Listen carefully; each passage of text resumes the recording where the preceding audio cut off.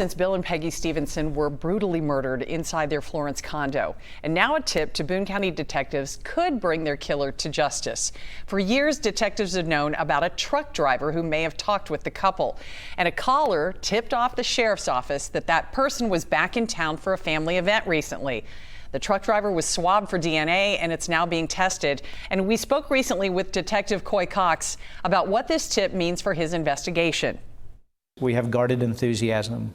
This could be it. This could be the answer to solve the case. When the day comes where you can look at them and go, here's what we have found. Here's what we are going to court to try to prove to a judge or a jury. Yeah, that day I hope comes soon. But it'll be solved.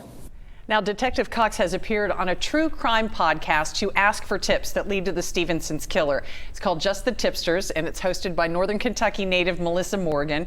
She doesn't have a background in law enforcement, just a passion for finding missing people and helping police solve crimes. And Melissa is home from California right now and was kind enough to stop by Good Morning Cincinnati. It's so good to see you in person, Melissa. I'm so happy to be here. Yeah, so tell me, you live in California now, but this case, the Stephenson murders, really hits home for you. Why is that?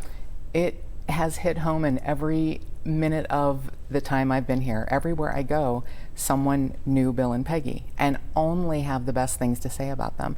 And so many people are interested to make sure that this case does get solved. So are you feeling pretty good about that tip that Detective Cox was talking about there? I have to be honest, I feel great about all the tips, and there have been more than one and different directions, and I am just grateful that people hear the podcast or watch Local 12 and find something in them that makes them call. Yeah, you had Detective Cox on again recently, close to that 10-year anniversary, and he talked about that DNA test. But has he gotten more tips since that second appearance with you? He has. Can you talk about any of that at all? No. No? Okay. He is the definition of coy. Yeah, well, and he's never called it a cold case. They've had this from day one, and they consider it an active investigation. Old case, but never cold. Yeah. Never cold. Gosh. Yeah, I think there are tips that come in all the time and have for the last 10 years. But when there's a light shown on a case, more tips come in. People find something in themselves. You know, maybe that thing that I thought wasn't important is. Right. Well, now you started your podcast after you personally got involved in a search for a missing man. Absolutely. Tell me about that and why it sparked this passion in you. You never know what cases are going to hit you in a certain way. But this man was similar in age to me, and he just didn't, his wife came home from work and he wasn't there.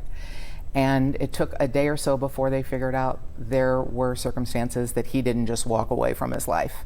And that bothers me a lot when law enforcement is like, hey, maybe he's in Costa Rica. No, he's not. There's evidence that he definitely didn't walk away, and that we know that he's probably no longer with us, but his body is still missing. And I will say that after 3 years, there was an arrest made. And I'm going to take a tiny bit of credit for that. It's always law enforcement that does this, and it takes a village. But I did a little bit of stomping my feet, and the case was sort of looked at closer, and I'll be darned, now there's an arrest. Wow.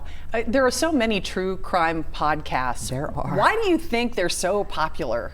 I think it's something inherent in all of us. We all want to be armchair detectives. We all want to solve a mystery. We all think we know. Who hasn't watched a show and been like, well, I know that guy did it? And sometimes we're right and sometimes we're not. So I think it's a good thing to keep our brain active. You know, even if it's something you don't do on the daily, you know, thinking about a case and thinking, I wonder if that could have happened, or it's amazing the perspective of different people, and that I think really can help law enforcement. Are law enforcement officers and detectives and investigators, are they becoming more open to getting help from shows like yours? Well, I'll tell you, Sheila, I feel very blessed, and I think the people in Northern Kentucky, Cincinnati, Indiana, you have great law enforcement here. But I'll tell you, it's not that way across the world or across this country. There's not gray. Your name, there's no gray. Right. It's black or white. Law enforcement are either, the minute you call, they're like, yes, I'll talk to you, I'll tell you anything you want, let's talk about it. Or, no thanks. you don't. Yeah. Call me. Yeah, Right. they don't, I can't get some law enforcement agencies to even acknowledge I exist. Right. But others are just on it. There's really nobody in the middle. Well, you can listen to Melissa's podcast, including the one about the couple about the Stephensons and also some other local cases. It's Just the Tipsters. You can get it wherever you listen to your podcasts or go online, justthetipsters.com, right? Absolutely. Melissa, it was so good to finally meet you. We've Zoomed a few times, but we really appreciate it. And we do also want to point out Detective Cox still wants tips on Bill and Peggy Absolutely. Stephenson. And it is an honor to be here, and thank you for giving those cases this time. All right, take care. Thank you. We'll be right